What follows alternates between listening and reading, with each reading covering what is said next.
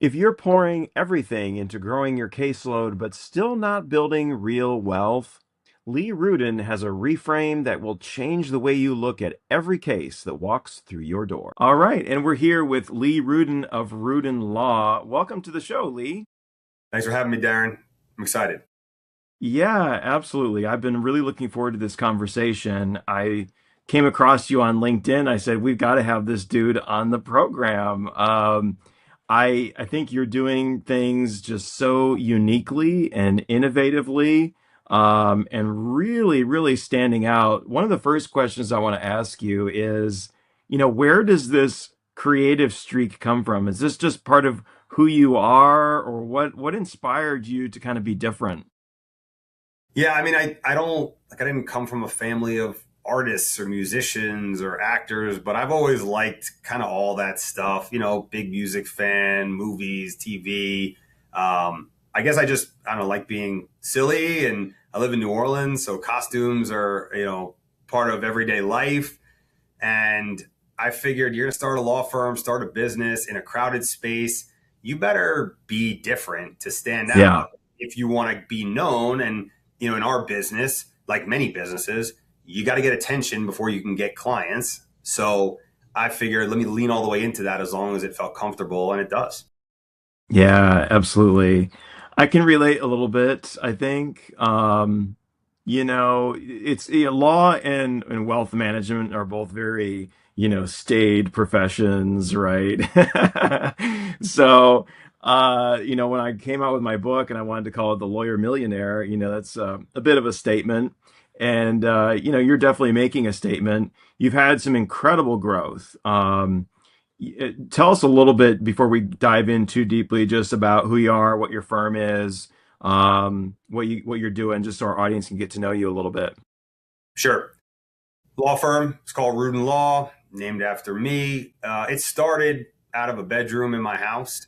I had been a defense lawyer for over a decade, and through that work had organically grown plaintiff personal injury practice, right? Car wrecks, slip and falls, kind of ran the gamut, but along the lines of work I was already doing on the defense side. And I kind of Hmm. saw what the other side was doing. And again, it's not rocket science, a lot of what we do. But the key to all of it is building the relationships. On the defense side, you're doing it maybe on a more corporate level. On the plaintiff side, you're doing it, with the individual. So, B2B on the defense side, B2C on the plaintiff side. And I just started talking to people that I knew, and saw opportunities to help them where they needed help. And that began to organically snowball to the point where my old firm said, hey, you can't keep building this plaintiff injury practice in our defense firm, not because there's an actual conflict, but because there's likely to be one down the road. And there's definitely a spiritual one right now. Yeah. So June 1 of 23, I launched the firm. I was a hybrid to start, some defense work, some plaintiff work. And then when I wound down the last of my insurance defense work at the end of 23, I rebranded, leaned into this Get Rude moniker, and went off to the races since. Very cool. Very cool.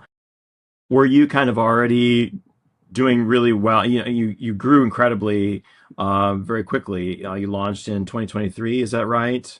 That's right. And you hit seven figures very rapidly. Was that from the benefit of having that head start, or what did you do that made that happen? Little bit of both. I mean, I came into the firm with a little, a couple cases. Like I'd say, probably between like 2 and 3 dozen cases. Some of them were injury, not all of them. And so, I knew that over time those would settle out, and some of them I thought would be better than others, and they would kind of give me a bit of a head start.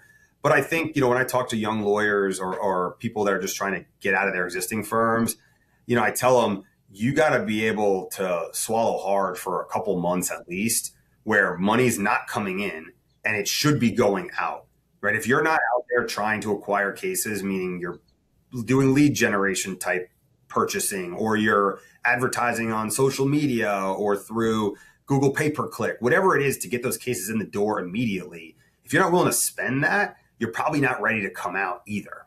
Mm-hmm. Because, this is like one of those, scared money don't make money. You got you got to spend. It's a very competitive market. And, that it's hard to predict referrals, at least in the short term. Yeah. Over time, you could kind of map it and see, well, how many do we get on average just because of who we are and how long we've been in the community. But in the beginning, you have no idea, and praying for a referral ain't a business strategy. Mm-hmm. Mm-hmm. Yeah, yeah. Although it is interesting, I'm curious with your structure. You've got incredible branding, which is really awesome. I'm sure you're doing a lot with digital. But you mentioned those relationships. Are you still finding that you get a good chunk of business through referrals? Because even some of the big firms that I talk with, they say like, hey, half of my cases still come from referrals. The answer is absolutely yes. I would say it's probably, when we have a great month, I look at the mix being one third, one third, one third, meaning Okay. a third to our meta advertising, and then a third to, let's call it, the other digital SEO, PPC, maybe some YouTube ads, stuff that can be directly attributed, but a lot of times it's kind of this amorphous attribution. And then the other third being referrals. Yeah. Ideally, it's past clients, it's friends from the neighborhood, maybe it's people that know me directly, right? That's a good Hmm. mix. I mean, past clients to me is the best referral, because that's people that you've done well for, that think highly of you Right. to put you back in play for someone they care about or someone they know. One of the things that we're really striving towards this year is being intentional about fostering those relationships, because the last thing you want to Yeah. hear is you had a happy client, they had a friend that got in a wreck, and they just like forgot to call you. And you know how they don't forget to call you? Yeah. If you're out there being annoying as long as you can, as often as you can, sending them a postcard, writing them a newsletter, maybe Yeah. sending them like whatever gift for a random event or a holiday, just being in front of them, because we're the business that you advertise to people that don't need you, Mhm. right? Yeah. You're Yeah. advertising to the masses. Yeah. Spray and pray. Yeah. But spray enough that you make an Yeah. impression so that they come back to you. Definitely. Yeah. You've got to be memorable and you've got that down, which is excellent. There's a story, maybe you've heard this story. Henry Ford bought a huge insurance policy and he had a friend I think it's Henry Ford. I might be getting the story totally wrong. He had a friend he golfed with all the time, who was an insurance salesman. He didn't buy it from him. And the insurance salesman was like, was kind of insulted. He said, well, why didn't you buy that policy from me? And he said, well, you never asked. Look, what, a closed mouth doesn't get fed. Right, right. Same concept. You got to be in front of those people, making noise. Um, so, let's talk a little bit about mindset. I mean, you took a plunge and you went fast. You went all in. I see, I've seen this with other people. Those that go all in fast, you can't hold back, and you've got to make that plunge. When you do, it works, but it can be a little scary, a little daunting. What was the moment where you were like, okay, we're going to do this and we're going to do it right, and we're all in? Well, I can't say that moment has come. There's Okay. been the moment. There's been the moments where I'm like, whoa, why did we do this again? Like, why aren't we Okay. just getting the six-figure salary from some firm and having this little plate of business on the side?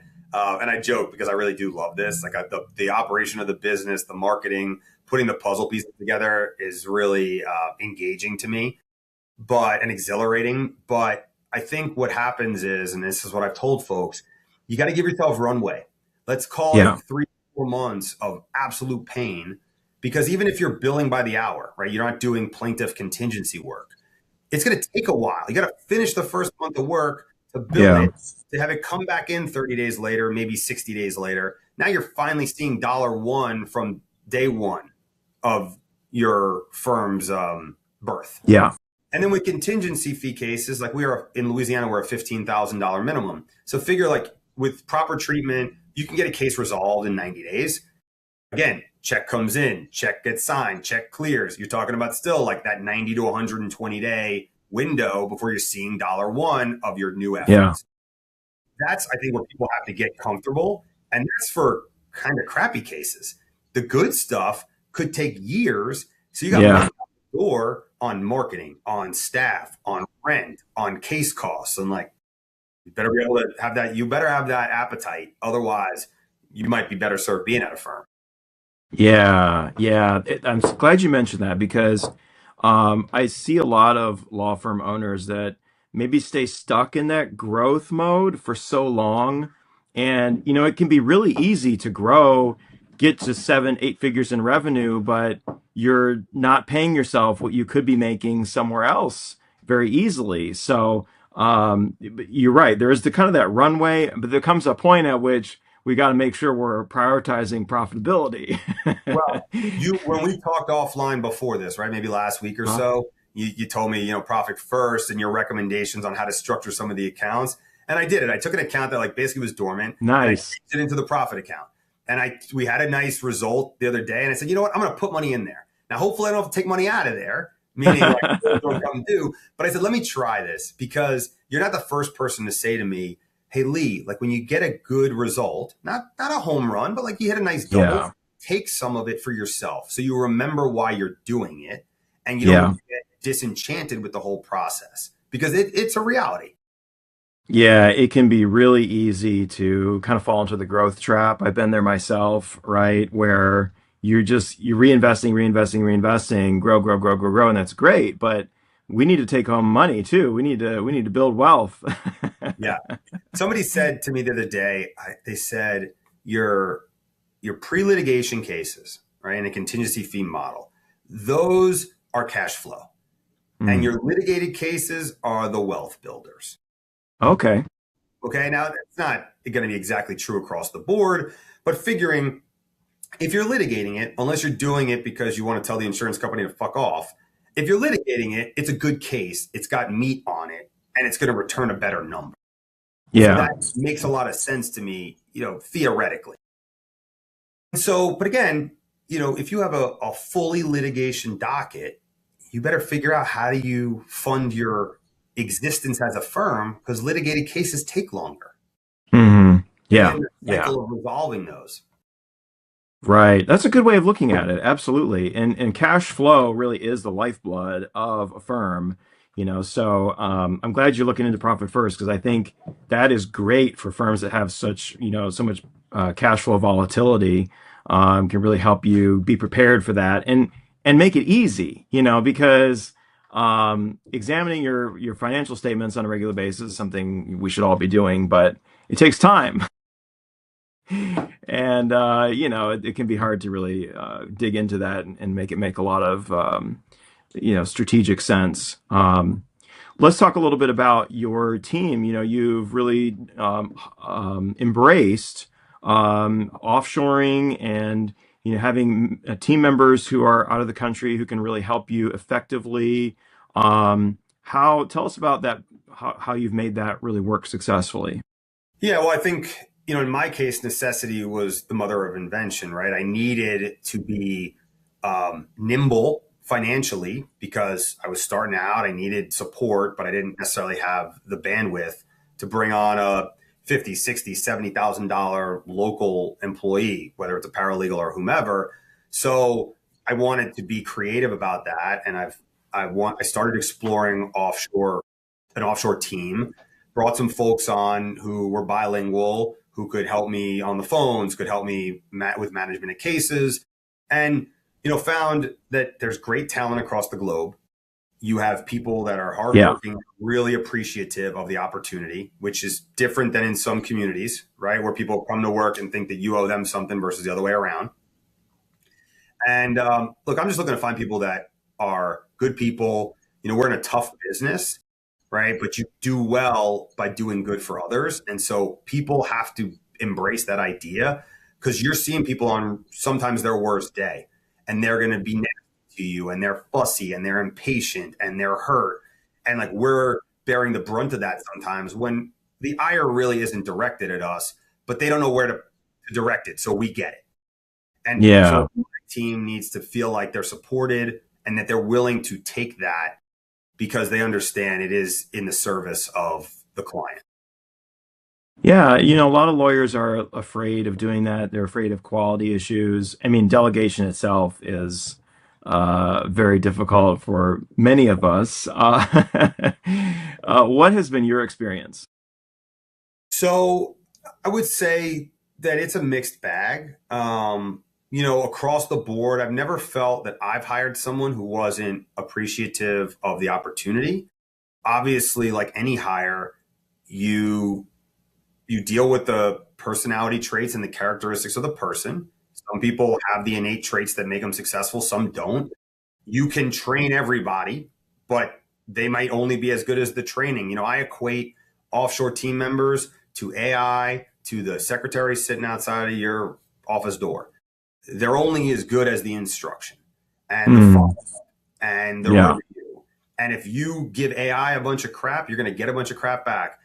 If you give an offshore team member or a team member down the hall crap, you're going to probably get crap back.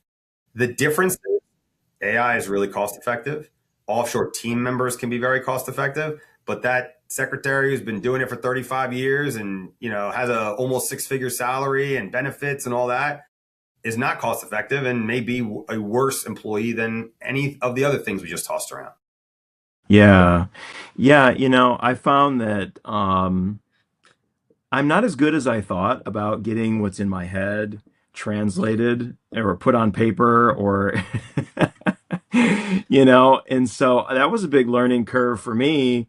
I'm sure you had some surprises because you probably didn't have employees before in your defense practice, or maybe you did, but what kind of surprised you, or what did you learn as you were hiring people? I hear what you say about getting the training on paper. Because of the need to be nimble, I started exploring, how do you do this? And so I learned about the Loom videos and using Scribe concurrently to take down the SOPs, and just tried to build out, like, what do I think people need to know to do this job? Yeah. One of the things that it sounds silly, but honestly, I thought was brilliant and really needed to be done was I wrote a primer on how to pronounce Louisiana names, Louisiana street names, words, because they are never going to be able to pronounce it right. Anybody out of this area, unless you tell them how to do it. So it seems Yeah. simple, but it gives them the ammunition to be a better team member because at least they can try to pronounce the name as, the crazy name as best they can. Sure. Um, Yeah. but it's all about education and the follow up for your team. And the more you invest in their training, as long as they can absorb it, the better team member you're going to have and the more effective they're going to be for you as time goes on. Yeah. Can you give us some examples of some of those words?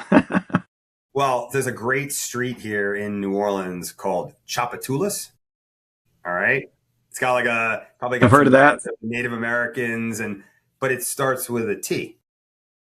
It's Huh. TCHOUP.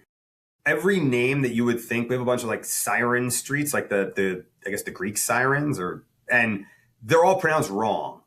So like you Okay. think they're said this way, like it's supposed to be Calliope, but we pronounce it Calliope. Or the street name is spelled like Milan, but we pronounce it Milan.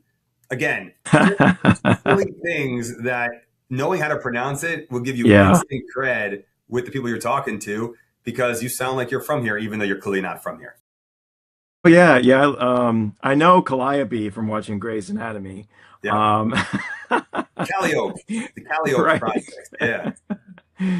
And I lived in Kentucky for many years. If you're not from Kentucky, people say Louisville, but it's Louisville. Louisville. Absolutely. What size of a team do you envision? Is there a target in sight? Are you trying to be the $100 million firm? What does the future look like? Darren, we're just figuring our way through it. I didn't start this firm because I wanted to, right? It wasn't like I had a goal to start my firm. I was a partner, a partner in name only at two other firms. I didn't care if my name was on the door. I just figured like, let me do my job, do it to the best of my ability, try to help clients of my own. I always liked the sales side of it. There's a certain satisfaction of being able to convince somebody that you're the right fit for them, making them comfortable with Mm, you. I loved it on the defense side. I was always a good business generator. okay. I'm good at it now. I think I like people. So being able to engage with them, show them we can help them, actually help them, right? I love that. And, we're a team, we're up to 15 now, myself and 14 others. Like, I never thought that that's where we were going to be. It's just Yeah. that as the needs arise, or if I think like we should grab this person because they're talented and they'll help us be better at client service or better at managing cases or resolving liens or getting medical records. Like, could somebody else on the team do it? Yeah. Would it make their job harder and them be less efficient? Yeah. So let's just spend the money and get somebody else in that seat. Yeah, it makes a lot of sense. Um, what do you enjoy more? Do you want to focus more on? Is it the actual casework, or do you enjoy the business and leadership side of things more? Where do you see yourself going?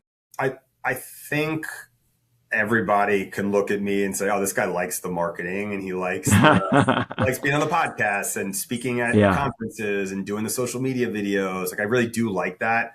Part of that I think though is like the community engagement stuff. I really like being out, going to events, meeting people, just getting to create relationships. I really enjoy that.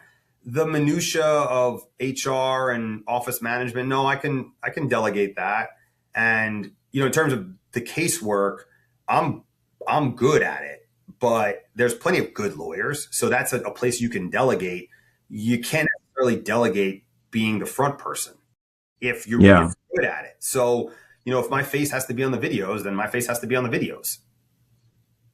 Yeah, makes sense. Yeah, You're the rainmaker. I'm trying, man. I'm trying. Yeah. What made you good at sales? Is it just your personality? Did you learn this skill along the way? What happened? I the story I will the name I will give myself is I'm a chameleon, and not in a unpleasant way, but I grew up in central New Jersey to in a kind of middle income area. We had some people that did quite well and people that did not, and I went to public school. I have friends that are every race, color, creed, from all types of nationalities, and so I was exposed to so many things and I had to interact with so many different people, and I get along with people. So it doesn't matter if you're the, A-star student, or, maybe you're the guy riding the pine on the sports team. Like, I think there's a way to bond with people, find common ground. And that a lot of times is sales. Like, what's Yeah. your pain point? How can I relate to you? How can I make you comfortable that I'm not trying to sell you or take advantage? And all of that being equal, do we like each other? Do we want to work together? Because people want to work with people they like. Yep. People they So know, like, and trust. that's it. That's it. And, so I think that if you can do that well, don't talk down to people. You're not better than them. Yeah. It goes a long way to be a decent human. Yeah, and I think authenticity goes a long way, and I think that's kind of what, as an outsider, what I see in your marketing is it's very authentic. It seems very authentically you, the message that's coming across, Yeah. which is really cool. You can't take yourself too seriously either. Like, I know what we do. I know what people think of us. So, like, Hmm. a guy was talking shit to me, in the very beginning when I was doing some social media advertising, and he calls me an ambulance chaser, and then he calls me a bottom feeder, and I'm like, cool. I'm gonna record a video as the bottom feeder, and I talked about like all the great things in Louisiana are bottom feeders: crawfish, catfish, shrimp. We're below sea level. We're all bottom feeders, right? And if you don't like it, get the fuck out of here. And then I did one where I was literally like running, sprinting in front of the local children's hospital near my house in a suit in the summer. And it was my ambulance chaser video. And I said, look, at Rudin Law, we don't chase ambulances. We've tried. They're too fast. So instead, we just stand here in front of the emergency room and we wait for them to stop. And, Yeah, yeah. you know, just poking fun. I know what people think, but I think if Yeah. people really understood what we do, the risk we take on behalf of our clients, the financial risk. We work, we don't get paid unless we win. We put up money without knowing if you're going to win, calculated risks. And we do it in the service of people that have gotten hurt and can't get the relief that they should be getting from the people that hurt them or the insurance companies that they've paid. That's pretty fucked up. But that's the Yeah. world we live in, the world we live in. Anyway, I love what I do, and I don't care what people think. That I guess that breeds authenticity, right? Absolutely. And you're doing a lot of great things in marketing. I'm curious, you've tried a lot of things probably. Rather than ask you what things are working well, what things have you found don't work well? Or were there any like big marketing not mistakes, but things you would have not done, in the rearview mirror? Sure. Well, I mean, the first thing that when I was doing it, I kind of saw that this wasn't the way to do it. And it's just blindly spending money on marketing without a plan and Ooh, without okay. having a trusted advisor who can tell you like, this makes sense. This is where you should invest. That's part A, right? Like don't do the spray and pray because you probably don't have enough money to put it in enough buckets to make a dent, or excuse me, to put it Yeah. in a bucket to make a dent. So focus your efforts on maybe one channel, maybe a channel and a second channel. Put some effort in there, and then you got to push some chips in a little bit to get back what you want. But beyond that, like creative, right? If you don't do something to differentiate yourself, and it doesn't have to be the way I do, right? In silly costumes and with this, Yeah. aggressive attitude, you could be the whole other end of the spectrum, but be uniquely boring, be uniquely plain, or uniquely Yeah. conservative, whatever it is, but be unique. Because if not, no one's going to stop scrolling past your ad. hmm And that's the thing, really. You gotta be you. You can't really adopt somebody else's style. It won't resonate. And you're going to hate it um, because it's a chore, right? Creating yeah. content, it's a lot. So you better like what you're doing. Otherwise, it's going to feel really weird and you're going to hate it and hmm not do it, not invest in it the way you need to. Yeah. How are you tracking your marketing efforts and seeing what works? How do you evaluate that? Well, because we're so heavy into digital, we can really, I mean, you can do a great job with attribution there. Some of it's not perfect, but if you're not about direct attribution all the time, now there's some things you absolutely can attribute, right? If you're running a lead, you're running a ad on Meta, and there is a form fill that goes with it, you can directly attribute every lead that's coming from those ads. At the same time, if you're doing other digital marketing and someone says, "Oh, I saw you on Google or I went onto your website," yeah, maybe it came from your social media ad, but they never filled out your form. That's going to happen. But if the holistic lift is enough to say, all right, on digital, we're doing well over here, you should be able to attribute every referral because you're talking to them. They're telling you who they came from. That you should be able to know that. You should be able to track that. We're doing all that. Yes. And then we sponsor, if you look over my shoulder, that's Brett the Hitman Hart. This is a knockoff of the Acolyte Protection Agency shirt from the WWE. We sponsor a Sweet. local wrestling promotion. So Okay. I know from the events that I go to, when I get cases from there, well, I know how they found me. They're telling me, hey, I saw you at Wildcat Wrestling, or we met at Wildcat. So I know, what did I get out of that sponsorship besides having a whole bunch of fun and making some friends? Like, what cases came out of it? Is it a Yeah. profitable endeavor, dollar for dollar? If we could just to save this segment, because so many law firms are not tracking this data. They don't know where the clients came from. And as a result, they're not being profitable in their marketing activities. Like one of the biggest bills, expenses that law firms have is marketing. So if you're going to be profitable, one of the first areas to look is the marketing. What are the things that are working well? Let's double down on those. What are the things that are not working so well? Let's really investigate. And what are the things that are just totally a disaster? Let's get rid of them. Let's not do them anymore. So when I was interested in launching a more heavy presence on digital, meaning I was going to ratchet up my spend. I was going to bring it, I'm going to call it in-house, but like it was all going to be run on my platforms, my meta accounts. I said, I also need to address intake for the reason you're describing. Yeah. Attribution. You want to make sure all the leads that you're spending good money on are getting followed, chased. Yes. So we hired this company out of South Carolina called Legal Intake Pros, and they have been rock stars. And one of the things that they've done for us that I found particularly astute was they focused on attribution. They want to go Hmm. back and reverse attribute where Yeah. maybe we didn't have attribution on older cases in the system. And I thought that was really intuitive because now they're saying, hey, yeah, we want our intake team to be performing at a high level, but we also want to see where are we getting the best fodder for the team. And you can't Yeah. do that if you're not tracking where the lead's coming from and what's converting. Absolutely.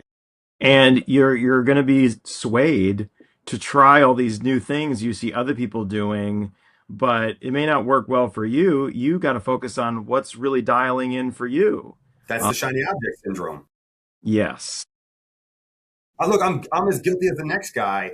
I Yeah. try to be as patient as I can, but when someone's like, "Hey, man, I got the magic AI bullet. Do you want to explore it?" I'm like, "Yeah, I do, but I'm not going to sell you. I want to hear what you got to say and see if there's any there." Yeah. Now, in your intake process, are you doing the sales call with the clients? Are you still involved in that? Do you have that fully delegated? What is that looking like for you? 80, 90% delegated. I mean, if Okay. somebody calls me, friend of a friend, hey, Lee, or a lawyer sends me somebody, I'm going to probably conduct the preliminary intake, get enough meat to again kick it to my real intake specialists so that they can do the full deep dive. But I also, Hmm. if someone's trusting me with their referral and they want to hear my voice, I'm going to at least try to introduce myself, tell them, hey, Yeah. like I can't talk to you right now for whatever reason, but I'm going to make sure you get taken care of and, talk to Julian, talk to Tatiana, and we'll get you situated. But I'm really glad you're here and we're going to help you. And I still do some of it on the weekends. Like I'll see a lead come in, and if I don't have somebody I know working, like maybe I'll chase it, just send them a text, see if they'll answer. If they respond, like get on the phone Sure. just for sport. Like I love it. Yeah. So That is what A players do. They do random things like that. I've noticed. um, how have you translated your skills as a salesperson to the sales team and helping them be better closers? Or, yeah, how have you addressed that? So we met on LinkedIn, and I posted about this recently on LinkedIn, which got some interesting responses. But I want to empower them, and I Hmm. want them to know what they can do and the very few things they can't do. Right? You're not going to hang up on a client. You're not going to yell at a prospective client. Like you're not going to do that. I can do that. You cannot, because I will tarnish my own reputation by dressing like a clown or dressing like a sheep or whatever else, but you're not allowed to tarnish my reputation. So like that's what Yeah. you can't do. Other than that, I want you to be authentically you. I want you to actually give a shit about the person on the other side of the phone, or you better be able to fake it. Right? That's it. Those are your two choices. But also, like you heard me. How many times have I cursed on this podcast in the 30 minutes we've been on? I think that if someone tells you, hey, I just got rear-ended and I'm on the way to the hospital and I can't feel my lower legs, shouldn't your response be, holy shit, that's terrible? Or, oh, fuck, I'm so sorry. Like, if you're real and you speak like that, then speak like that. It's a bit disarming because they don't expect to hear Yeah. that from a law firm or a lawyer. But I also think Mm, breeds trust immediately because they realize this isn't just some script. It's somebody yeah. being authentic, being genuine and caring that I'm like pretty messed up and we should Yeah. care. Yeah. And teaching them to have that empathy. That is huge. I find I've heard this a lot from other law firms that the intake team doesn't empathize with the callers coming in. If you can get them to express that, that's huge. You know who's a great person to be on your intake team? Someone that's actually Oh, been in a wreck, someone that's oh actually gotten yeah. hurt, that's Yeah. actually had to go through the bullshit of chiropractors and MRIs and specialists and dealing with property damage and finding the rental car and all that stuff. It's a pain and it Yeah. sucks because then you're probably hurting all the while and you got other burdens that don't stop. Your rent, your mortgage, your kids' soccer practice. Like it doesn't stop. Hmm. You're just That's doing it such a in good its sleep. point. It stinks. Yeah, maybe that's something you should look for in Look, an intake person. I hurt my back exercising, I don't know, 7 years ago, and Hmm. went through like the chiro, the injections, the physical therapy, and I'm back to, Yeah. as best I'm going to be with a guy who has previously hurt his back. But that gave me new bonding moments with my clients because I've done it all. I've gotten the Yeah. back injections. I know what I believe them to be, which oftentimes I felt was a nothing burger. I was like, wait, I'm awake while you're giving me an injection in my back and we're just talking. Okay, this is not what I thought it was going to be, and like I'm okay with that. I'm better at it. So Yeah. Very cool. Well, Lee, unfortunately, we're coming to the close to the end of our time here. I want to ask you two last questions. We talked about profit first. I'm excited for you to dig into that one. But other than that, I'm curious if there's any other book that you are really excited about right now, or something that was instrumental to you in kind of getting the firm launched. yeah, I'm going to tell you, it's right over that shoulder. It's that yellow book right there. It's called Unreasonable Hospitality. Mm, It's by Will Guevara. I've talked about it before. He was the front of house manager for 11 Madison Park in New York City. And the book's all about how they took the high standards that they had in the kitchen for the food. And they said, why don't we employ this on the front side of the house? And it talks about how they do this unique gifting to create moments for their guests, how they put someone who is passionate about beer in charge of the beer program, someone passionate about coffee in charge of the coffee program. So they had the best coffee and the best beer and the best moments for the people that walk in the door. And I have my team empowered to do that. I'm like, hey guys, if you hear that someone's had a baby, getting married, we want to know so we can send them the thing, because that means we're listening, we're paying yeah. attention. We can give them something that tells them that we're different than just somebody that counts them as a number. And so that's an awesome book for any practice area because it's got nothing to do with the law. It's just about client service and a different way to look at it. And it's the first book I can remember reading cover to cover as a like working adult because I've just been so consumed, but I loved it. Yeah, we've had some other folks who've recommended that, so we'll link that again in the show notes for all the listeners. Well, Lee, anything else you'd like to leave our audience with today? Sure. Listen, people were very kind with me coming out as a new practice owner. If anybody needs anything, if they have questions about offshore staffing, about digital marketing, about running a firm, anything, feel free to reach out to me. Every time I do one of these podcasts, I get an email or a message or an Instagram message or LinkedIn, whatever, and I'm happy to help whomever, however. So if you're looking for me, my Instagram, YouTube, TikTok handle is at GetRudeLaw. My website is getrude.com. You can email me at lee@getrude.com. Give us a follow on social. You can find me on LinkedIn. I'm just happy to help whoever needs it. And if you get into a car wreck, you got to stop being polite and get rude. All right. Well, thank you so much, Lee, for being on today. Thank you, Darren. Appreciate you, man. All right. A huge thank you to Lee Rudin for bringing the energy today and the real talk. You can find Lee at getrude.com or reach him on social media. Check the show notes for all the links. The cash flow versus wealth builder distinction is something I wish every law firm owner understood before they hit seven figures in revenue and wonder why they still feel broke. I've seen it firsthand. Firms growing fast, cases stacking up, the owner still not paying themselves what they deserve. Growth without a wealth strategy is really just a busy treadmill. Here at the Lawyer Millionaire, this is exactly what we help law firm owners untangle. Because running a profitable firm and actually building personal wealth are two different games.